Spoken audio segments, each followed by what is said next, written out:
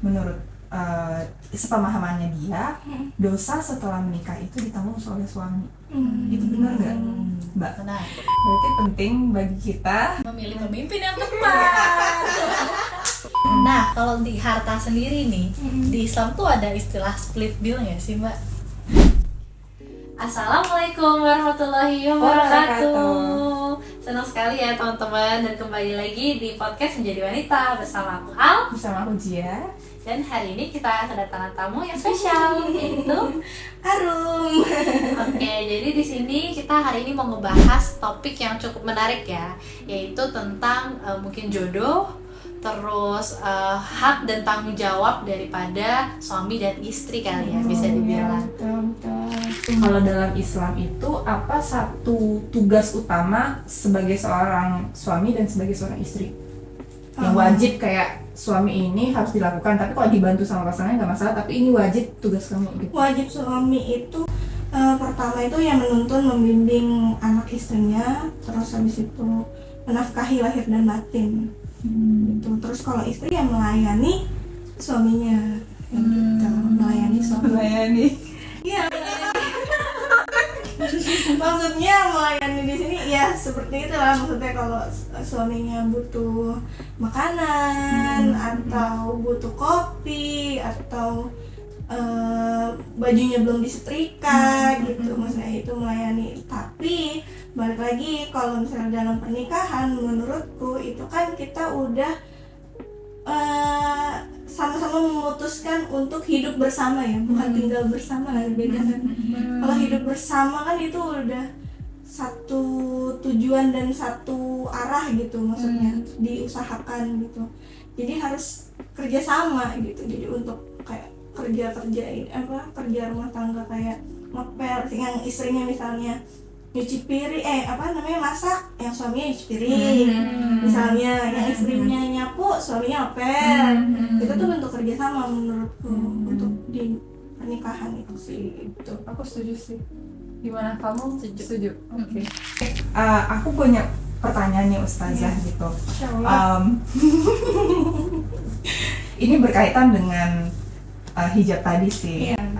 Aku pernah bertanya kepada seorang laki-laki gitu kan, apakah menginginkan istrinya, misalnya let's say istrinya calonnya saat ini belum berhijab, ketika nanti menikah, apakah menginginkan istrinya itu berhijab atau enggak gitu loh. Jadi, nah jawaban dari lelaki tersebut adalah tentunya dia menginginkan. Alasannya karena menurut sepemahamannya dia, dosa setelah menikah itu ditanggung oleh suami. Itu benar nggak, Mbak? Benar. Kalau dosa ditanggung suami kayaknya enggak. Kurang tepat. Gimana tuh yang tepatnya? Karena semua manusia itu bertanggung jawab atas dirinya sendiri.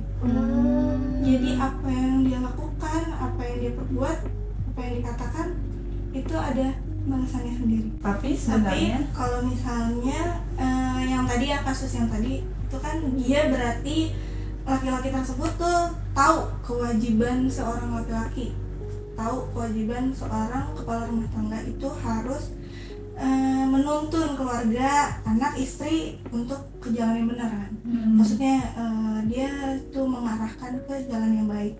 Sisanya misalnya apakah wanita tersebut mau berhijab atau enggak, mau sholat atau enggak, mau mengikuti arahan laki-laki tersebut atau enggak, ya dosanya udah ditanggung wanita itu. Nggak bisa si laki-laki ini yang nanggung, karena dia hanya berkewajiban mengingatkan, tapi untuk dosa itu setahu aku itu udah ditanggung masing-masing, karena setiap manusia itu bertanggung jawab sama dosanya apapun. Berarti intinya tuh sebenarnya dosa kalau nggak diingetin. nah iya, mungkin dosa kalau nggak diajak gitu Iya, ya, untuk menuju kebaikan. nggak dibimbing. Iya, itu Iya. lebih masuk akal sih. Kayak aku bisa lebih terima gitu, karena kan misalnya kalau memang yang tadi sebelumnya benar, berarti kan ya udah aku nggak pakai hijab juga nggak masalah, itu bebannya di kamu Ya gitu. itu lebih enak ya. Iya.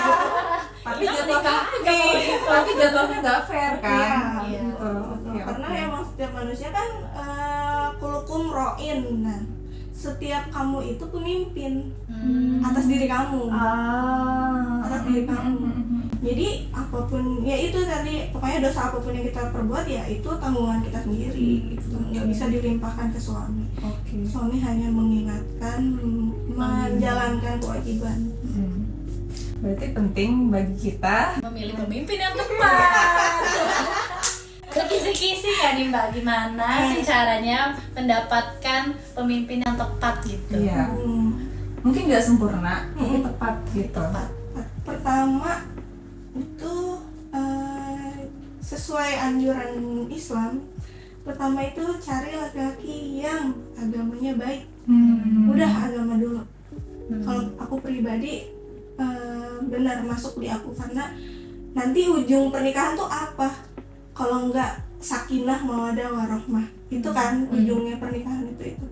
Nah, untuk menuju sakinah mawaddah warahmah kita harus pilih pemimpin, pilih nahkoda, pilih masinis, pilih pilot yang baik, yang bisa menuntun ke jalan yang itu, jalan yang benar itu. Kalau misalnya supirnya atau yang bawa kita aja nggak tahu jalannya, mau kemana, bingung. Karena kita cuman, apalagi setelah menikah itu kita dianjurkan untuk mengikuti perintah suami ya, maksudnya harus taat gitu, maksudnya harus mengikuti arahan gitu. Kalau pemimpin yang nggak ngerti, waduh, gimana nanti pernikahannya ya. Jadi agamanya dulu, baru yang lain-lainnya, ya hartanya, keturunannya, baru mengikuti. Keturunannya itu maksudnya nasabnya ya, maksudnya dia keluarganya gitu. Bibitnya ya. Bibit-bibit bobot lah ya, kalau orang Jawa bilang. Oke. Tapi mungkin aku pengen bertanya, agama yang baik itu patokannya apa?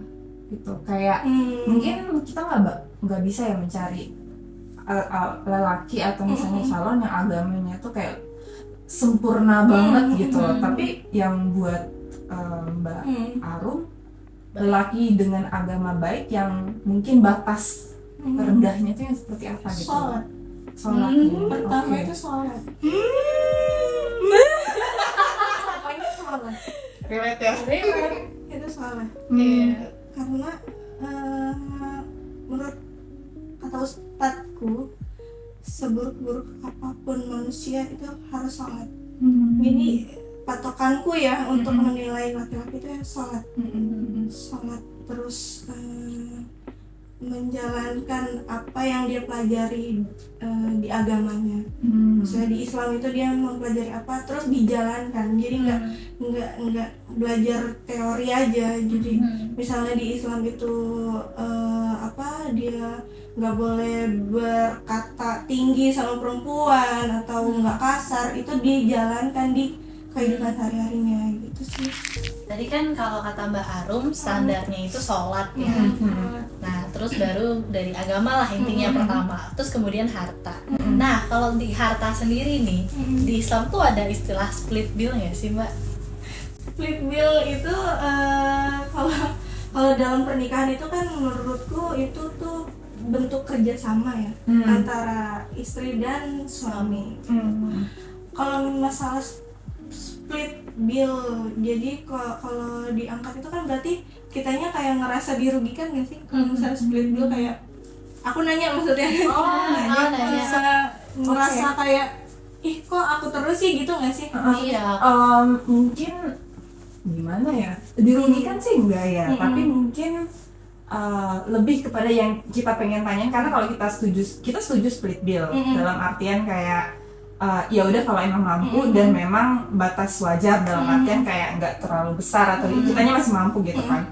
Tapi dari segi agama Islam, ketika misalnya belum menjadi suami istri, apakah dibolehkan dan apakah memang itu mencerminkan calon suami yang baik? Kalau sebelum suami istri ya nggak usah. Maksudnya gimana? Nggak usah, maksudnya kayak kan Usah di dalam nggak usah split bill? Enggak, kalau di dalam Islam itu kan nggak ada, maksudnya kalau sama laki-laki kan nggak ada kata pacaran gitu ya. Iya. Ya, terus kalau misalnya kita kenal misalnya terus mau menjadikan dia laki-laki ya menurut aku ya masing-masing aja bayarnya. Berarti split bill dong, berarti Iya. bagi Berarti nggak masalah gitu Nggak ya? masalah sih kalau kata aku, kan menikah. belum menikah. Nah kalau sudah menikah, Kalau menikah ya kerjasama itu tadi. kerjasama. Kalau menurutku pernikahan itu kan bentuk kerjasama suami Iya. dan istri. Hmm. Kayak waktu Rasulullah sama Khadijah kan kaya raya banget ya, saudagar kaya raya. Beliau tuh menyerahkan semua hartanya untuk Rasulullah, sampai beliau tuh miskin istilahnya, nggak ada hartanya untuk jalan dakwah Rasulullah. Itu kan kalau misalnya ditarik berarti split bill dong Khadijah. Cuman kan beliau nggak mikir kayak gitu. Khadijah tuh nggak mikir ini hartaku segini banyaknya buat Rasulullah doang. Enggak, dia ikhlas untuk suaminya, untuk jalan suaminya, untuk dakwah, sampai nyusuin Fatimah itu nggak keluar ASI, keluarnya darah. Ya Allah. Saking istilahnya mungkin kurang asupan gizi atau gimana gitu, mungkin seperti itunya. Jadi kalau di dalam pernikahan itu harus kerjasama sih. 100 itu nggak mungkin 50 sama 50 doang kan. Bisa 70, 30, bisa 20, 80, 10, 90. Jadi kerjasama itu sih menurutku. Karena udah dicontohkan sama Siti Khadijah juga. Jadi kalau udah nikah ya, maksudnya kalau udah nikah oke, nggak apa-apa. Tapi sebenarnya kan kalau yang aku pernah dengar ya, yang aku pernah dengar tuh kalau udah nikah ya uang suami ya uang istri, Iya. uang istri. Nah Iya. itu gimana tuh kalau Kalau konsepnya kayak gitu? gitu nggak apa-apa, maksudnya kayak uang suami ya uang istri ya uang istri ya nggak apa-apa. Tapi kalau misalnya suami kita lagi jatuh, masa ya kita tega? Oh ya jelas, pasti Ya, kita bantu. betul kan? Pasti ya. kita bantu pakai uang kita ataupun uang dia yang di kita, gitu kan? Pasti kayak Iya, gitu. aku sebenarnya mungkin maksud kerjasama itu adalah bukan berarti kayak harus ada porsi dari kita. Misalnya nih kita nggak bekerja, kita full time mengurusin anak di Iya. rumah, dan dengan kerjasamanya itu bukan berarti kayak kamu harus ngasih berapa persen gitu kan buat rumah tangga ini. Mungkin bisa jadi juga kerjasamanya dalam bentuk financial manajemennya. Mungkin Iya, memang betul. dari suami nafkah 100%, tapi yang mengatur, Iya. mengelola itu adalah Istri. istri. Iya, Dan menurut betul, aku itu betul. salah satu bentuk kerjasama. Iya, kan, ya? betul benar. Gitu. Jadi aku tuh keinget waktu aku lagi ngaji di rumah Mbak Arum. Terus ibunya Mbak Arum tuh cerita kalau kita udah menikah sebagai seorang istri, kalau kita mau kerja diniatinnya itu bukan untuk cari nafkah, tapi untuk ngebantu. Nah itu gimana sih Mbak? Boleh nggak sih diceritain kenapa seperti itu? Iya, karena kewajiban suami itu emang cari nafkah kan, tapi balik lagi di yang tadi aku bilang kerjasama, bentuk kerjasama. Jadi kalau misalnya kita udah nikah, terus kita lihat nih pemasukan suami misalnya nggak cukup untuk kebutuhan rumah tangga segala macem, dan mengharuskan kita tuh untuk yaudah kayaknya aku harus bantu untuk mencukupi semuanya gitu, biar bulanannya tuh ketutup gitu. Ya nggak apa-apa, tapi diniatinnya untuk membantu suami biar dilancarkan gitu rezekinya gitu aja sih. Kalau misalnya diniatin untuk cari nafkah kan itu tugas suami sebenarnya. Ya kan, kalau kita kan sebagai seorang istri tuh emang dianjurkannya di rumah untuk mendidik anak-anak. Berarti suami juga nggak boleh ya kayak menuntut kamu harus kerja pokoknya setelah nikah gitu. Itu nggak boleh ya dalam Nggak Islam. boleh. Nggak boleh menuntut pasangan. Itu udah dicontohkan sama Rasul ya, maksudnya waktu sama Khadijah itu Khadijah tuh beliau tuh diomong lah sama orang-orang kayak, wah enak ya kamu dapetnya Rasul gitu, Rasul gitu kan, Nabi gitu, terus nanti enak dong hidupnya gitu. Terus Siti Khadijah bilang, wallahi saya nggak pernah mikir nanti kehidupan saya, tapi saya memikirkan nanti Rasulullah tuh gimana kalau misalnya sama saya, senang atau enggak, bahagia atau enggak. Jadi nggak ada tuh yang Rasul nuntut ke Khadijah harus gini, Khadijah nuntut ke Rasul kayak gini, nggak ada. Jadi saling melengkapi, saling membantu sih. Terus gimana dengan kayak di modern sekarang ini, di zaman dimana mungkin cowoknya itu justru yang jaga rumah, jaga anak-anak, sedangkan istrinya bekerja. Aku ada beberapa yang aku kenal seperti itu. Itu dalam Islam sebenarnya boleh nggak sih, Mbak? Balik lagi ya, kalau misalnya untuk diniatkan membantu suami atau balik ke kondisinya lagi, itu kan bentuk kerjasama gitu kan. Selagi istrinya itu tidak merendahkan suaminya dan suami itu tidak hilang martabat sebagai suaminya, itu menurutku sih boleh-boleh aja. Selagi dua-duanya legowo ya, selagi dua-duanya itu nerima. Karena mungkin misalnya si istrinya itu benar-benar nggak bisa megang rumah dan misalnya si suaminya ini bisa megang rumah gitu, ya udah nggak apa-apa selagi dua-duanya ini nggak yang ngungkit-ngungkit misalnya, nanti kamu enak kamu di rumah gini-gini, harus ikhlas ya. Iya, betul, dua-duanya gitu sih, balik ke orang-orangnya lagi. Justru itu yang bagus ya. Bahkan mungkin dalam case tertentu si suami demi mempertahankan martabat dia melarang justru. Kayak padahal secara ekonomi mungkin mereka ini kurang nih. Iya. Dan istrinya mungkin mampu buat bekerja, tapi dilarang sama suaminya karena suaminya takut martabatnya hilang. Ya tuh, iya betul. Iya, emang ada beberapa yang kayak gitu kan, biar misalnya si istrinya ini nggak merendahkan gitu. Bisa jadi kayak gitu juga sih, kayak tapi ya balik lagi kalau misalnya nggak bisa gimana kan, nanti nggak ada pemasukan atau gimana. Selagi dua-duanya, menurutku selagi dua-duanya legowo dan selagi dua-duanya bisa nerima sih nggak masalah. Yang jadi masalah itu kalau misalnya si suaminya enak-enakan di rumah, maksa istrinya untuk kerja sedangkan dia di rumah ngopi, ngerokok, segala macam, tidur. Itu sih menurutku yang harus dibenahi pola pikirnya. Ya kan, itu karena emang sebenarnya kewajiban dia sebenarnya mencari nafkah. Kewajiban Ngomongin suami kewajiban. menafkahi secara lahir dan Iya, batin. lahir dan batin, betul, lahir dan batin. Ngomongin soal kewajiban nih, Mbak.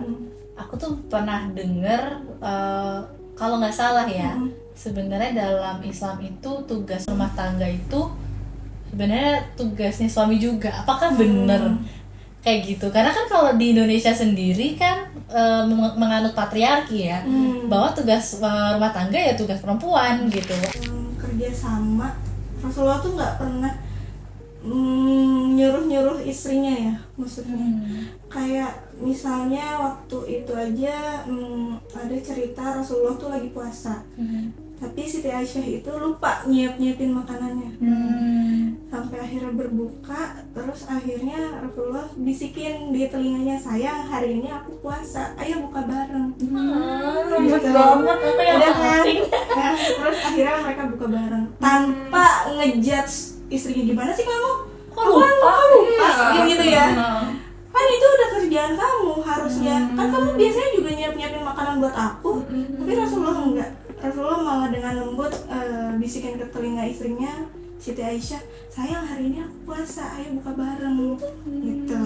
Terus besoknya Rasulullah lagi nggak puasa nih dan nggak ada makanan sama sekali. Siti Aisyah lupa karena Rasulullah lagi nggak puasa, dikiranya lagi puasa hari itu. Terus pas pas ingat, Siti Aisyah langsung minta ampun dan ke Allah, ya Allah ampuni saya nggak tahu kalau Rasulullah hari ini berpuasa gitu, nggak ada makanan sama sekali di rumah. Terus Rasulullah bilang, sayang hari ini aku puasa. Dia bohong ya. Untuk menjaga perasaan istrinya. Gitu.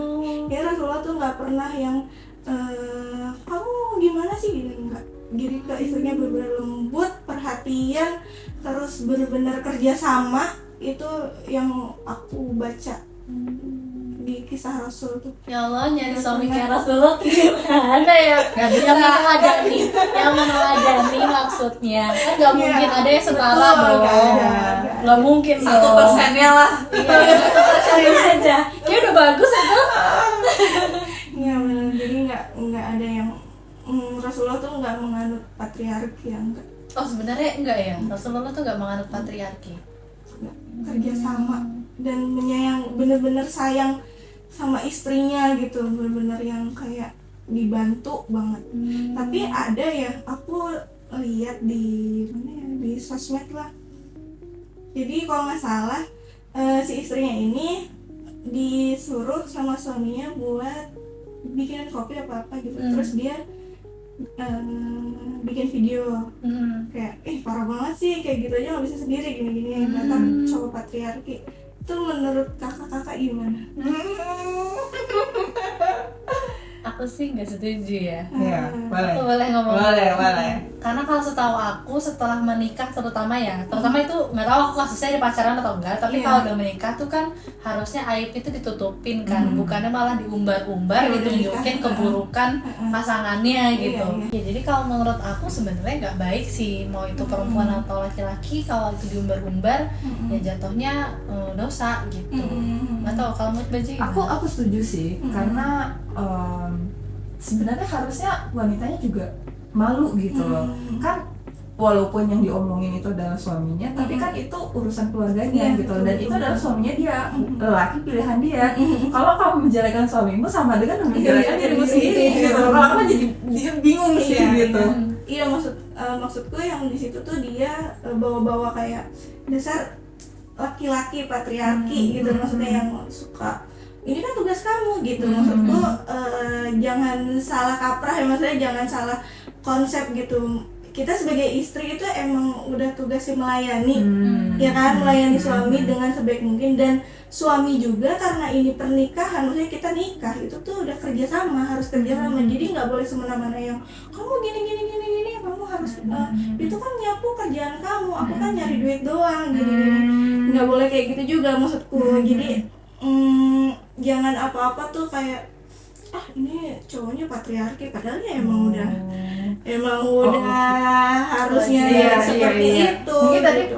kita kayak salah tangkap deh. Maksudnya adalah setuju nggak kita kalau itu adalah cowok patriarki gitu loh? Setuju nggak gitu loh, kayak kalau aku mau menjawab, kalau menurut aku nggak patriarki sih gitu, karena mungkin aku bakal lihat lagi ya kondisinya gitu kan. Mungkin memang suami lagi pengen dimanja nih sama istri, pengennya pengennya minum kopi buatan kamu karena kopi buatan kamu tuh enak gitu, kan gitu. Tapi jujur kalau aku melihat misalnya let's say dia orangnya malas banget nih gitu loh, sampai to the point akunya, misalnya aku sebagai istri itu lagi hektik banget, lagi ngurus rumah, lagi banyak pekerjaan, tapi kalau sampai dia meminta aku bikin kopi juga di tengah aku dengan lagi heboh kayak gitu, aku mungkin bakal marah sih, tapi nggak sampai kayak upload ke sosial.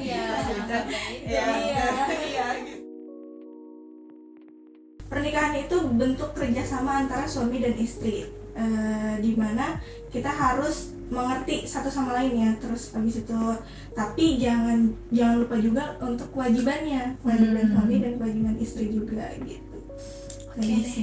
Oke. Thank you so much sudah nonton. Jangan lupa untuk like, comment, dan subscribe.